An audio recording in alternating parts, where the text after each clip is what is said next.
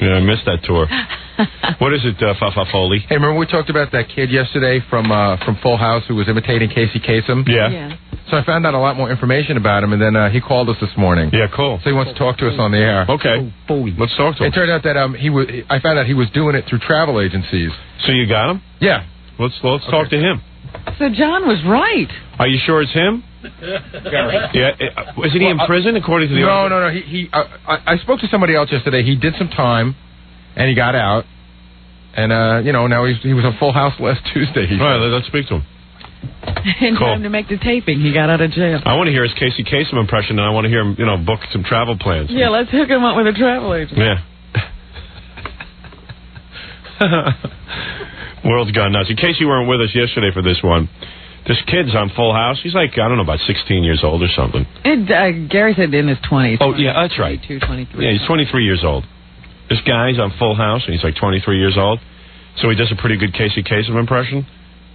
So he was going around calling travel agents and booking himself like first-class airfare all over the country as Casey Kasem. Oh, here, he's on the phone.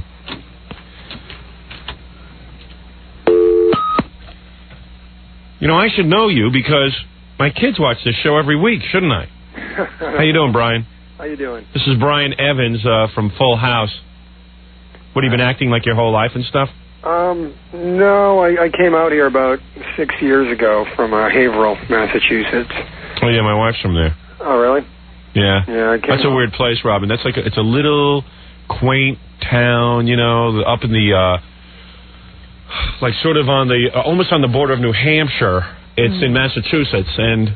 But this is close to Boston. You got to travel about an hour or something. Yeah, an hour and change. And now I think a lot of black people are starting to show up around there, and they're freaking out. Right? Yeah, my grandmother's house isn't, she can't sell it. Yeah. Because of the area. Because of the black people. So it's it's really out of hand because you moved to Haverhill. Don't say it's because of black people, because you white people won't buy where Right. Oh, that's right, Rob. You're right. Don't blame the black. Yeah, it's not the black people's fault. They can't afford her house. Right. But it was this prestigious, Allison's grandmother had this house, and it was very stately and stuff, and Haverhill, and somehow all of a sudden blacks showed up there. And What somehow, happened? I don't know how they got in. Someone ought to write a book about it because I'm writing a book. Blacks are not supposed to be there. Yeah, instead of doing Casey Kasem impersonating, you should be writing a book about Haverhill and what went wrong. Well, actually, I am writing one. Are you? About Casey Kasem? No, just about kind of coming from that town and all the crap I've been through since I've been out here. Anyway, so you went out to Hollywood, and you actually, didn't you begin working for Casey Kasem? Well, what happened was I did a movie called Book of Love when I first came out. It was for New Line. It kind of came and went. Yeah, New Line, good company. I can't figure out this New Line Cinema. This is a film company. I almost did business with them, and despite what you may read, I wanted nothing to do with them after they started talking about taking my name and merchandising it all over the place. And since then, I think about it, I don't know one movie they ever had except for Ninja Turtles. Oh, no, they were the Freddy people. Yeah, Freddy Krueger. Except, of course, they didn't own any of the merchandising for Freddy Krueger or for Ninja Turtles. But aside from those two movies, what hits have they had? And I see tons of movies they released. Well, they also have that Fine Line. I don't know. I know they haven't paid a residual in 2 years. Yeah, I know they haven't got a residual, but Fine Line is even worse. Fine Line's like a bunch of films they make for about $1 million a piece. They call them art films, and nobody sees them. I mean, it's just unbelievable. So I'm happy to announce a film deal that I'm not announcing it yet, but I'm in the middle of it right now, and it certainly is not with New Line. Learn my lesson. It's funny. So anyway, you had made this movie. Oh yeah, right. Back to your career. I did this flick, and I started getting a lot of attention in the teen mags, Right. And I met Valerie Harper at a play, and she told me about this thing called Housing Now. It was a homeless organization. They were going to march in Washington. She asked me if I wanted to kind of join and get some of my other friends who were in the magazines too. Yeah, and then you figured, hey, why not? If a bunch of celebrities are there, you could sort of network yourself. Well, I'm... Because nobody really does charity work. No, they're not in it for the charity of it. I was 19, and everybody was kind of there. I mean, the whole thing was... It's exciting. Yeah, it was exciting. So you go to this charity event. I got involved, and I met Casey, and, kind of growing up, I idolized the guy. I thought it was kind of cool. Okay. Where did you grow up? Oh, that's right, Haverhill. Yeah, okay, that's understandable. Yeah. Because you know what? They should hear the radio in Haverhill. I don't even think you can pick up the Boston station. No, you can't. You can't, and you're stuck between New Hampshire radio. So then Casey sounds really good. Casey sounds like the most happening guy on the planet. It's pretty pathetic. It was Casey and Johnny Carson, and I thought they were both like, gods growing up. Yeah, the rest of us were being exposed to some cool people, but unfortunately you were caught in a time warp thanks to your grandma in Haverhill. Oh, man, Bobby Vinton was cool. Right. And you're 23 years old. Well, at the time I was only like 18. Right. 16, God.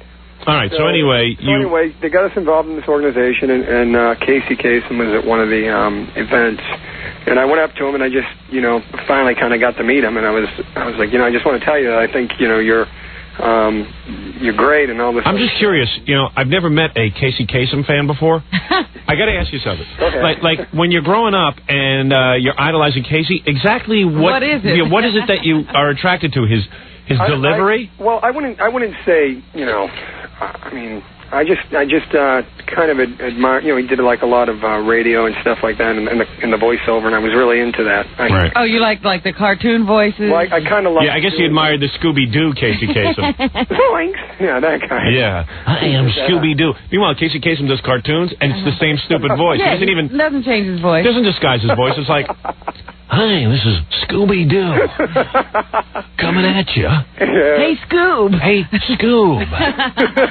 I mean, I don't know what it was that when you listened to Casey Kasem that made you say to yourself, hey, cool. I want to be like him. I want to be like Casey. I mean, there are people who idolize Casey Kasem. Well, I thought maybe it was that he counted backwards. Yeah, but you could do that on your own. Who needs him? Right. But it was all the way from 100, All right, I understand because you were in Haverhill and there aren't a lot of people idolized. Yeah, well, all right, go ahead. Anyway, so go ahead, Brian. We, I met the guy and everything was cool, and my friend... Was that wife who looks like a Martian with him? Come on, man. Oh, come on. I have to live here. So don't ask where you eat. That's right. That's right. So my friend, I don't know if you remember that movie, A Christmas Story. With Arnold Schwarzenegger? No. Peter Billings. Isn't Arnold Schwarzenegger in every movie? Robin knows this of me. The only movies I know are Arnold Schwarzenegger movies. So every time someone mentions a movie, I go, is Arnold Schwarzenegger in that? No, you know what I was thinking. Remember Arnold Schwarzenegger directed a Christmas thing that he directed? Yeah. Yes. No, that's not it. Are you talking about a Christmas movie? Yeah, Peter Billingsley. He was Messy Marvin and all those commercials. And the blonde kid. You'll shoot your eye out, kid. That kid. Yeah, I don't know him, but go ahead. Anyway, he doesn't know that movie. Me and him went on a trip to Florida. Does that movie have karate in it? No. No. Oh, no. Then I wouldn't know it. So me and him go to Florida, to promote what the cause was in Washington. We just went down there to do like some magazine signings at a couple of the shopping malls. And at the hotel, I was doing my little impersonation. And he goes, I wonder if you could kind of like fool people with the voice. Let me hear your Casey Kasem. Did you do it for Casey? Well, Casey didn't really think it was him. I mean, you never really sound like your voice to you, Howard, doesn't. Right. You know what I mean? So. Yeah, don't do an impression of me. No. I can't afford your airline expenses. Let me tell you, man, those days are over. No, I understand. So anyway, you're sitting there with your buddy. We're at the hotel with Peter, and he says, I wonder if you could fool anybody. So we started calling people randomly in the phone book and just like shutting our eyes and pointing to a name, and we call and say, you just won a Mazda Miata. Right. Well, you know what? I can't freak out, and they thought they won it. And we realized that it was working.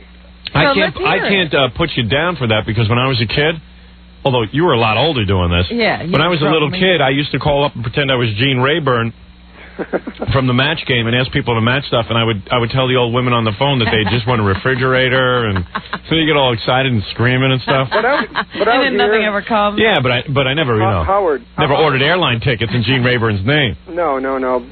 But out here, everybody gets, they made it a lot bigger than it actually was. Right. They get all paranoid, and everybody's like, livid is the word they use. Well, you can't blame them. I mean, no, I knew they were mad and they had every right to be, but exactly what did you do? Yeah, okay, I'll be a guy. I'll answer the phone. I work for a travel agency, okay? There we go. Right. All right, now, really, I don't want to throw it in the guy's face. No, you're not throwing it in his face. I just want to hear the impression. Oh, okay, well, that's all I'm doing. I'm not boring. Right. Yeah, I mean, don't worry, I'm not really an airline guy. All right, here we go, all right? Hello, Busy Bee Travel. Hi, keep your feet on the ground and keep reaching for the stars. We'll be back after this message. Oh, boy. That's great. That's a pretty good one. Yeah, the judge thought so, too. Oh. The judge thought so. Did you have to do it for the judge? No, I wasn't going to do that. Mr. Kasem, is that you? What would you like? Some airline tickets? I got to tell you, I don't think that's in the top 40 right now because it's been a long time. Yeah. So you would call, but like, what would you say to the travel agent though? Like, well, no, to be basically when we came back out, me and my friends kind of thought that, and there were more than me involved, but the PO box that we had the tickets delivered to were all in my name. Right. And I never called Casey never got billed for anything. And Right. it was never in Casey's name. Casey just called and vouched for our phony kind of company. Right. It wasn't Casey. It was me being Casey, and he vouched that the company we were calling about was an okay company to open an account. So in other words, and we're only like 18 years old, and 19, and we thought, that this would, we didn't know it was. You didn't know right from wrong. And well, no, I mean, my dad's a cop. I kind of knew. Oh man, your dad must have been thrilled with you. Oh, he was loving this. Yeah, right. So in other words, like if I'm a travel agent, you call up and you just say, "Hi, this is Casey Kasem. Well, I'd like to open up an account for some tickets." Am I right? That's not bad, Howard. Is that what you did? Yeah. Yeah, because I think I might go into this business. Let me ask you this. Can I get the tickets sent to my new P.O. box? No. My Martian wife and I want to go to Guam. So where did you order tickets to? Well, we had this, you know how P.O. boxes have street address names? Yeah. Well, we had like a phony company, and the travel agency said, okay, Mr. Kasem. What was the name of the company? Dreamer. Okay. Productions. Dreamer Productions, yeah. So they started sending tickets to us. And, Where did you... Phone answer a straight question. Where did you get tickets to go? We didn't ask that question. Oh, yes, we did. We did, but okay. That's all right. Hey, take it easy, Rob. This isn't court. You're not Mrs. Jean Kasem. I'm having a lot of trouble with you, and we may just throw the book at you. Right. Okay. Well, Robin's ready to put you on trial again. You paid your dues. Okay. Right. We went. Yeah, I paid my time. Right. I paid my time, and we went to. We were going to Maine every weekend, and basically just kind of eating lobsters and stuff, and then. Can you put that on the account too? The lobsters and junk. No, we paid for all that. Right, just the trip to Maine you didn't pay for. The trips, and we took like 3 trips, and the whole total came to like $3,000 or $4,000. Well, you didn't abuse it. I mean, I bet you Mrs. Kasem probably travels all over the world. Yeah, but Casey doesn't mind paying for her. Well, come on. These guys weren't abusive about it. Do you understand what he's saying? That Casey called up, he didn't actually order the tickets. He just vouched for this company. This is a good company. This company is coming in at number 4 on my top 10 of companies. Yeah. So in other words, they extended the company credit on Casey's say-so. Oh, right. Yeah, because the Casey Kasem name. Right. Like, why, if you were a travel agent, would you trust Casey? Even if it was a real Casey Kasem, why would you care what his word was? You know what I mean? Like, a guy who counts down on the radio. That's like... Because he's been counting down into the millions, I guess. I mean, people assume that. I don't know. Well, once Hollywood got a hold of it, they all made it sound like I was doing it in Casey's name and billing Casey and all that other stuff. Right. And everywhere I walked, people were looking at me like I was, Right, even though it's wrong. Yeah, I mean, I knew it was wrong, and believe me, I did the time for it. Right. So what happened the first time? You just got probation, right? Well, there was never a second time. What happened was, I did get probation. Casey called me and asked me if I did this because the travel agency wanted their money. And when they went to the company, they found out it was just a P.O. box. So they how did they get caught? I mean, how did you get caught? Well, the bill never got paid, so the company, one of the representatives from the company went down to that street address and found out it was a P.O. box. Yeah, and why would you put the P.O. box in your name? I mean, eventually you knew they were going to know it's you. We weren't exactly professional criminals. Yeah, right. We didn't. But, I mean, you knew that you would, I mean, if you had just paid the bill, you would have said... you'd have been fine. Yeah. Yeah, but once they found out that there was a kind of a scam going, they didn't care about just getting the bill paid. Yeah, but I'm thinking about it. It really wasn't so much of a scam, except for the fact that Casey Kasem recommended that your company be given extended credit. Right. You know what I mean? If you had paid, you'd have been fine. Yeah. But see, once they realized... No, we're not saying you waited to get caught. We're talking about just paying the bill. Yeah, right. Yeah. Hey, I need a mortgage. Could you have Casey Kasem vouch for me? Come on. Hi, this is Casey Kasem. Howard Stern is a good friend of mine, and I thought I'd call up and vouch for him. Can you say that, please? I don't think so. Just say it. We'll tape it, and then I can play it back over the phone. No, so... Howard Stern would be an excellent credit risk. I like it. No. Recommendations. By Casey. By Casey. It's a new business. All you got to do is get a P.O. box. We can not start a business right now. No, Recommendations by Casey. Trust me, man, you don't want to do it. I know. So now Casey called you and So said, Casey called me and asked me... Well, how did Casey know it was you? He read in the paper that you had been doing this? Well, first of all, the travel agency called him. Right. Said, what happened with this guy? How come he's not paying? And Casey didn't know what they were talking about. Right. And then Casey called me because he knew when they said it was somebody impersonating him, he knew that I did it real well. Right, and plus he knew it was going to your P.O. box, so... And he knew this. I mean, all the mail from that homeless thing I was doing went to the same P.O. box. Cause it was, I mean, I still have that P.O. box. It's my P.O. box. Right.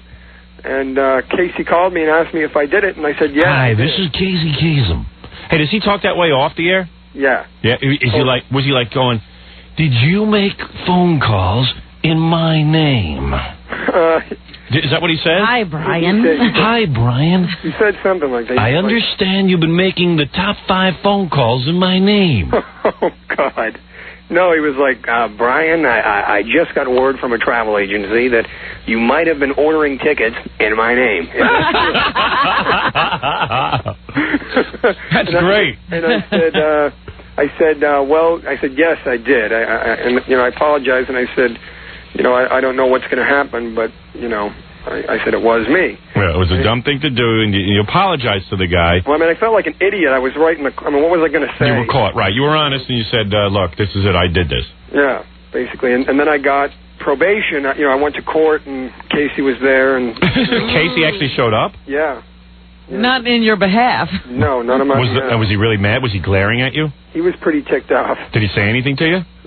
No. Brian, how could you do this? He didn't even look me in the eyes, really. Really? And you were really ashamed? Because here you are. I mean, you're a TV star. And he was your idol. Yeah. Here your idol was mad at you. You were just lashing out because you wanted attention from your idol, Casey Kasem. Thank God I didn't do it to Johnny Carson. Yeah, right. Johnny wouldn't have been as nice. No, he wouldn't have been. So they gave me... Hi, I would like to recommend Brian's company for plane tickets. Alexa, quiet down in the back there. Yes, Johnny. Or I'll slug you one. Oh God. So you they gave us they gave me probation. And right from the start, the prosecutor thought that there was other people involved in it because there were trips being taken by a couple of us at a time. All right. And I wasn't going to, All right, but you got off with probation, so how did you end up doing jail time? Well, 2 weeks later, the Baltimore Orioles asked me if I wanted to go sing the national anthem for one of their games. Right, and you needed plane fare. No, I got the tickets right. Yeah. I got the tickets. I mean, I wanted to go, and I sung it a few times for Fenway. Yeah. And I wanted to do it, so... I asked the probation officer lady out here if I could, and she said, no, I just got on probation. There's no way I could.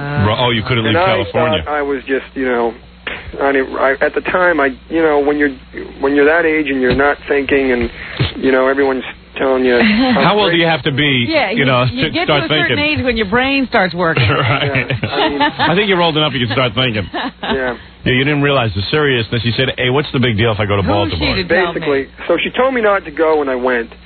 And when she didn't know I had gone. I heard you. Yeah, so how did she find out? Well, what Casey happened said was, something? The thing was televised on that ESPN thing that they do. Darn. When you're going to break your bail, don't go on TV. Well, when I came back home after singing it, I got a call from her saying that there's a probation violation hearing for me, and I said, why? She said, well, you'll find out when you get there. She said, did you go to Baltimore? I said, no. Oh.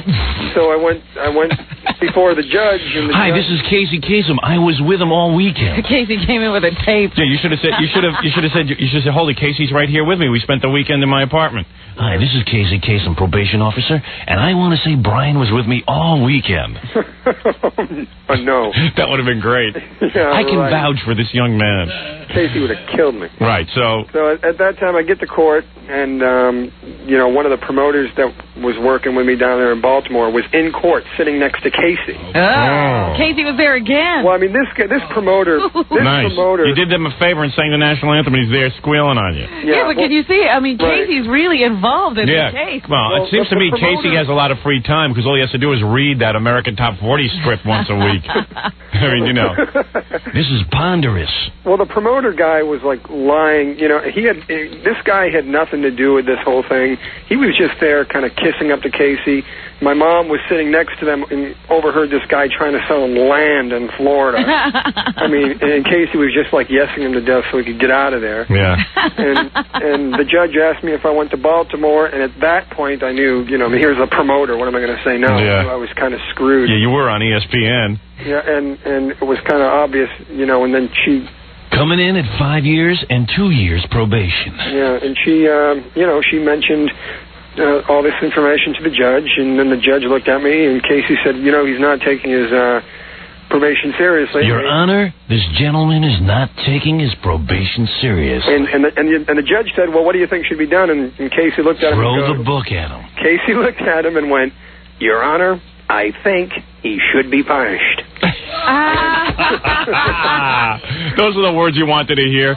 The man you would listen to all those years. I know. Did you ever think that voice? You know what? You were getting a personal dedication. You get it. This one's going out to my friend Brian, who's locked up in the state pen. He writes the following letter. Dear Casey, can you have a heart? See, the first night that I got to jail, I learned and saw everything I needed to see. Yeah. I mean, and you know, when they're out there and talking how horrible a thing I did and blah, blah, blah, I mean, they had no idea what was happening. I mean, the whole, for somebody who looks like I look. Yeah, he's a good-looking guy. I mean, I'm a pretty small guy. You know, I'm not. You're very delicate. In prison, you would be a woman. Well, thank God I was, and how'd you avoid that? I knew how to read and write, and a lot of the inmates in there wanted to write their families. Right. And I was the only one who could write the letters. Can you imagine? This is America. You think you're going to prison in Turkey. So that kind of kept me safe, you know, like I was writing letters for them to their families. Yeah, you would withhold the letters if they tried to beat you up. Listen, no. Hey, doll face, bend over. But listen, I'll write a letter for you. No one would let me get beat up because they needed me to write the letters. You can do Casey impressions for them. No, I never did in there. You're not doing Casey impressions anymore. Yeah, you just cut down on those. No, I sing with a band now and do that whole stuff. Yeah, so when you were in prison, you mean like if a guy started coming on to you, they'd say, hey, be cool with him, man. He's writing the letter. Yeah, basically, and that's exactly what happened. Was it really? Did some guys come on to you and stuff? I had that happen once. You know, like some guy kind of made the insinuation, but it never. You know, I kind of freaked out and told my MAC rep, and it was like whatever that is. What's a MAC rep? In jail, you stay with your own races: the white race, black race, and you know the Mexicans. And some things never like change. Here. Yeah. and basically we each have a leader. A white leader. So you didn't go to any of the prison officials. You had to go to, like, your white leader. Right. You're a snitch if you go to an official. Right. So I just went to the white leader, and I said one of the black guys came on to me. Oh, man. What a life. So you were in a real, prison? Yeah, they sent you away. Like, you know, that was such a... I mean, it was bad. I mean, I feel bad for Casey. He did a bad thing. He was on probation. He should have behaved himself. Howard, I certainly deserved what happened. No, I know you're very aware that you shouldn't have done it and everything, and you know, that's cool. He had gotten off easy once. Yeah. Yeah, I mean, but the point is that you went to a pretty harsh prison. I mean, you went to, like, real prison. Yeah, I mean, it wasn't no... How many months? Thing. I ended up doing about 8. 8 months? And then were you freaking the whole time that you'd lose your job on Full House? Well, no, I hadn't been cast for that until I got out. I mean, Full House I didn't even know that was ever going to happen. Oh, I see.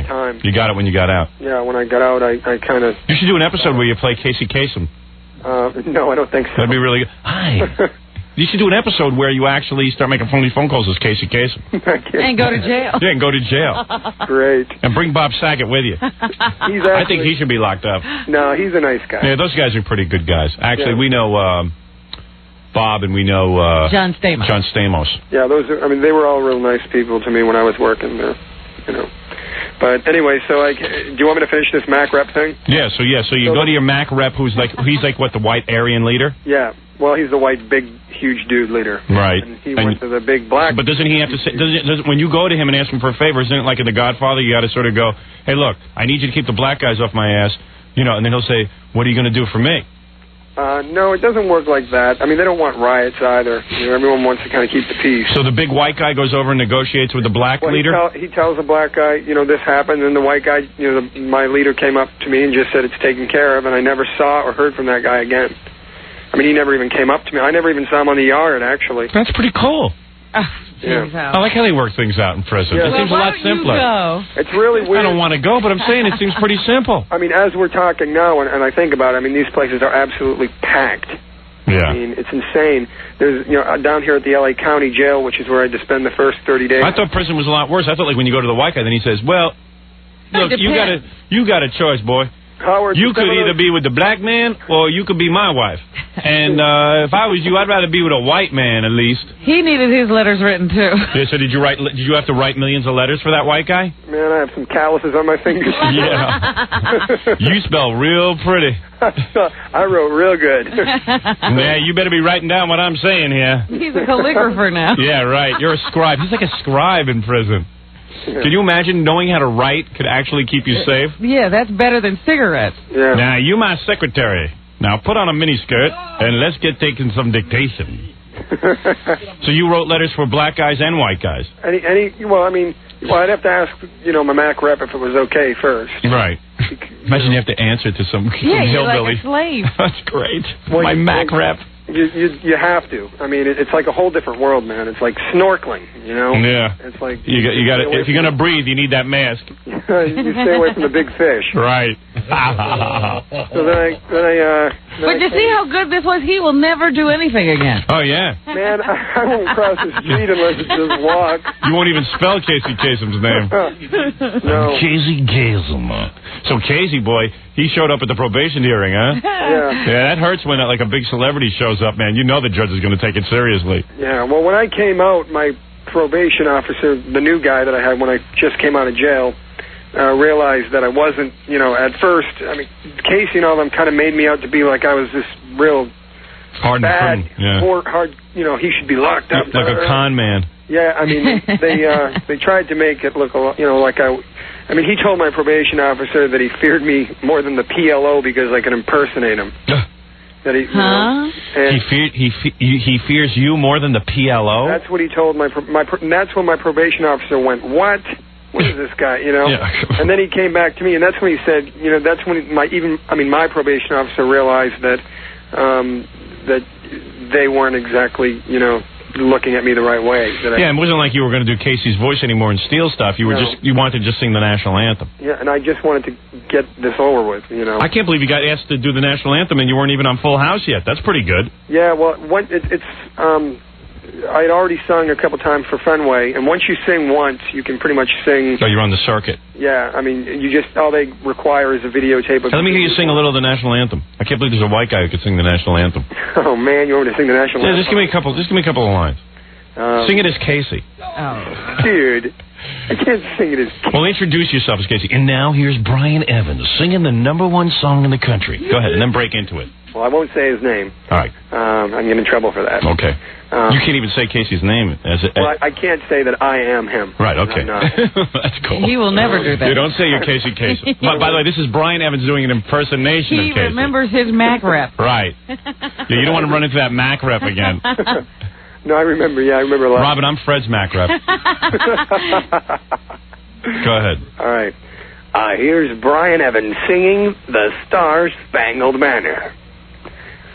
Oh, say, can you see by the dawn's early light what so proudly we hailed at the twilight's last gleaming. There you go. Not bad. Now, hey, can Howard. you still do that at the ballparks, or do Well, they no, consider He you can a do felon? it. He can do it, but not as Casey Kasem. I am a singer. I'm playing the Roxy here in Hollywood tonight. Yeah, Brian Evans tonight at the Roxy. But yeah, you know, 8 o'clock. something I wanted to ask you. What? But I can't remember what it is. But I just want to tell you, Fred's in tears over your singing of the Star-Spangled Banner. You know how stupid it is? You know how stupid it is that they sing the Star-Spangled Banner at football, baseball, and other games? I mean, you know how that got started? it got, because people say, Howard, why do they sing that at the game? They really ask you that. Yeah. Well, they don't, but that's a way to get into it. Yeah, I remember when that whole Sinead O'Connor thing happened back then. Yeah, but that's not how it happened. What happened was, during World War II, when all the guys were over fighting, and a lot of baseball players and stuff and athletes felt very guilty. They weren't in the war. They weren't overseas fighting.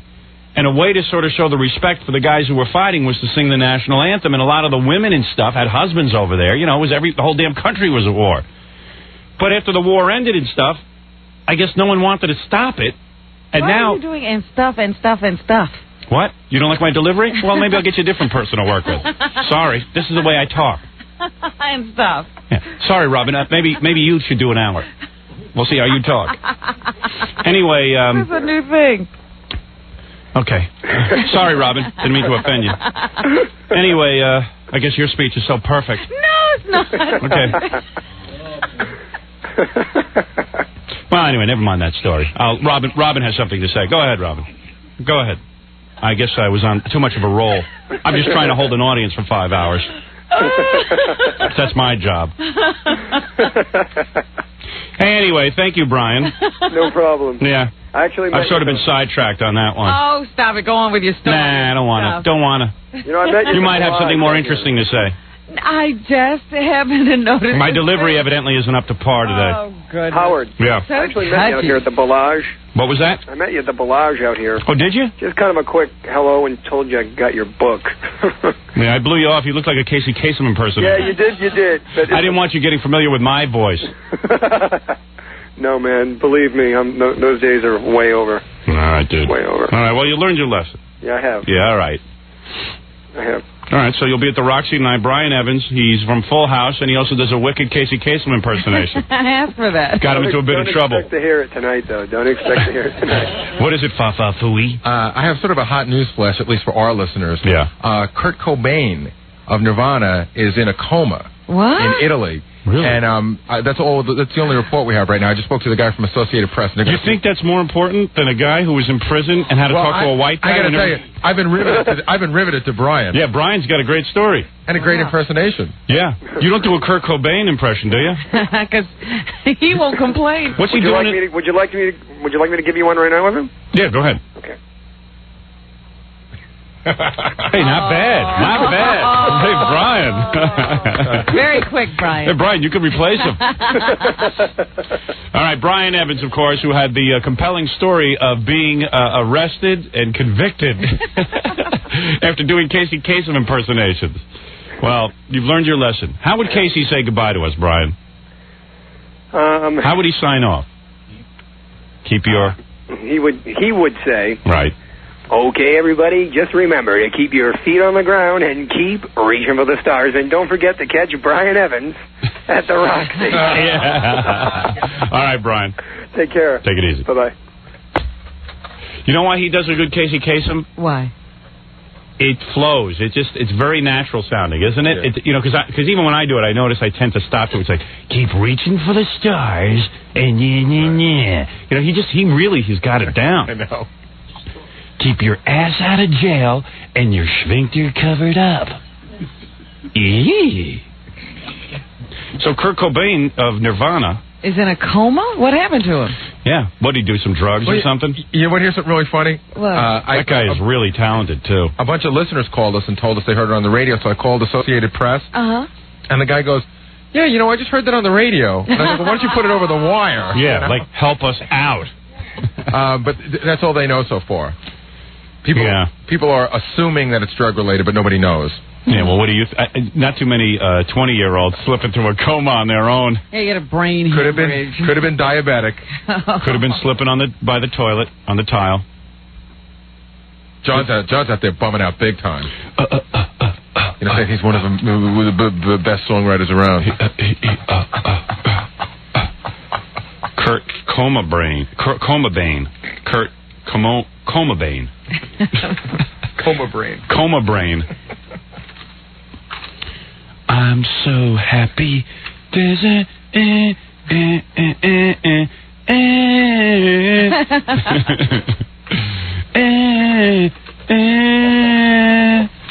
Kurt Kurt No Brain. Kurt No Brain? Well, yeah, he was into drugs, supposedly, wasn't he? Yeah, and his wife had spoken to Vanity Fair when they had the baby, and she admitted to Vanity Fair that she shot heroin while she was pregnant, and then she denied it and tried to sue the magazine. She tried to sue the magazine? First she tells them, and then she wants to sue them. Well, she claims she never said that they made that up, but that's a pretty heavy thing to make up. Yeah. That comes out of left field. What was the reporter in the coma? I have Kurt Cobain's new song that he just recorded. It's a remake of the Beatles? Yeah, he's redoing Obla Di Obla Da. And here it is coming in. I'd like to share it with you. The new Kurt Cobain record.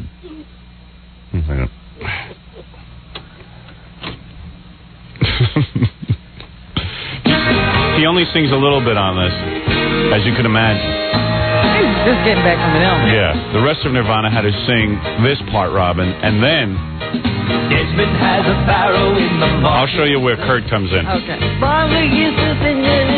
That's Kurt? That's Kurt. That's Kurt. You know what this show says? To anyone in the media who is famous, don't F up. It will goof on you. Be careful. Don't matter who you are. All right, listen, we got to take a break. And when we come back, I should remind you that stopping by today, Dweezil and Ahmed Zappa. Is that right? The sons of the late Frank Zappa. Just stopping by to say hi. Haven't seen him in a long time. Yeah, and Stuttering John has a couple more interviews. I'll find out some more about this Kurt Cobain story. And what else? Gorilla's speech to college kids coming up this morning. Take a couple of your phone calls right after these words.